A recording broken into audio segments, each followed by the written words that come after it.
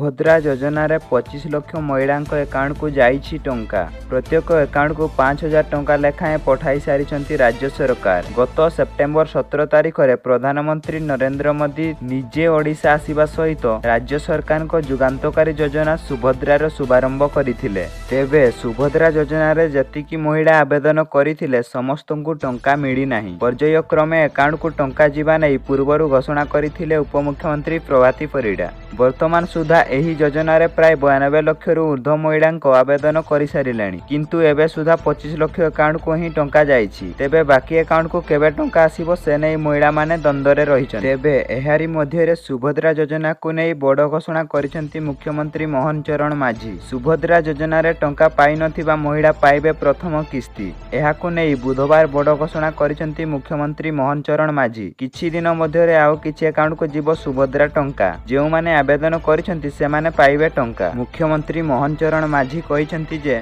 राज्य रे double engine सरकार चालुछि। एठी डबल इंजिन करिबा पई प्रधानमंत्री आसी मां मानकु कहिथिले जे डबल इंजिन सरकार कले विकास रो 2 गुण करिवु। आपण माने मोदी कथा विश्वास करी समर्थन कले और आज डबल इंजिन सरकार राज्य रे छिड़ा होईछि। एणु कथा देइथिबा मुताबक महिला मानकु सशक्तिकरण करिवार आमर लक्ष्य।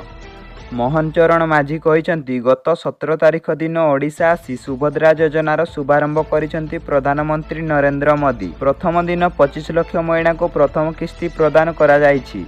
आउ किछि दिन मध्य पुणी 25 लाख महिला को प्रदान करा जिवो बोली कहिसेंती। एहार परवर्ती समय रे पुणी 25 लाख एपरि राज्यर कोटिए महिला को दिया जिवो सुभद्रा टंका। जेउ माने टंका पाई नांती से माने विचलित होंतु नाही। योग्य हिताधिकारी अकाउंट को पर्यायक्रमे जिवो टंका। आउ व्यस्तिव्यस्त न होई अपेक्षा करबा को मुख्यमंत्री कहिसेंती। सेही भडी पूर्वर नवीन सरकार उपरे वर्षिसेंती मुख्यमंत्री मोहन माझी। कहिसेंती राज्य रे 24 वर्ष धरी शंखदल नेतृत्व रे सरकार थिला।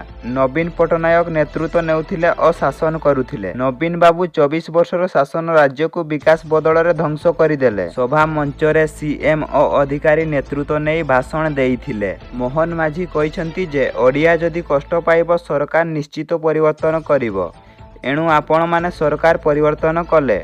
नुआ सरकार गठन पर संगे संगे कैबिनेट बैठक डाकी सरकार बड़ निष्पत्ति नेइथिले। भारत वर्ष को विकासशील राष्ट्र विकसित करने लक्ष्य रे भारत जाउछि। आज सदस्यता पर्व एने समस्ते एकाठी होइछन्ति। मुख्यमंत्री आहुरी मध्य कहिछन्ति जे भारतीय जनता पार्टीर मूल दल भारतीय जनसंघ। भारतीय जनसंघर प्रतिष्ठाता सदस्य पंडित दीनदयाल उपाध्यायଙ୍କ 109तम जन्म जयंती एने बीजेपी पक्षरु सारा देश रे राज्य रे और भुवनेश्वर रे और कारगिल बस्ती अंचल रे जन्म जयंती पालन और महासदस्यता अभियान आरंभ होइछि। प्रतिकूल परिस्थिति गरम वर्षा सत्ते एठी समस्त सदस्य हेबा पई एकाठी होइछन्ति। भारत सरकार किंबा राज्य सरकार अधीन रे थिबा जे कोनोसी अंडरटेकिंग बोर्ड स्थानीय संस्था किंबा संगठन नियमित स्थायी चुक्तिभित्तिक कर्मचारी भाव में नियुक्ति किंबा अवसर पर पेंशन ग्रहण करुथिबे। जदि एही योजनार अन्य समस्त मानदंड पूरण करुथिले तेबे पारिश्रमिक ग्रहण करुथिबा समस्त कर्मचारी एवं आउटसोर्सिंग एजेंसी माध्यम नियोजित समस्त कर्मचारी एही योजना अधीन योग्य विवेचित हेबे।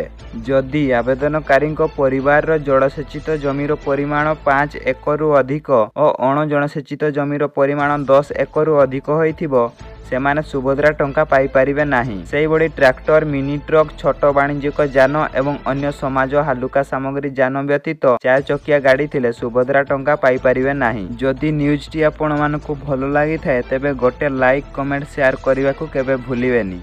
जय जगन्नाथ।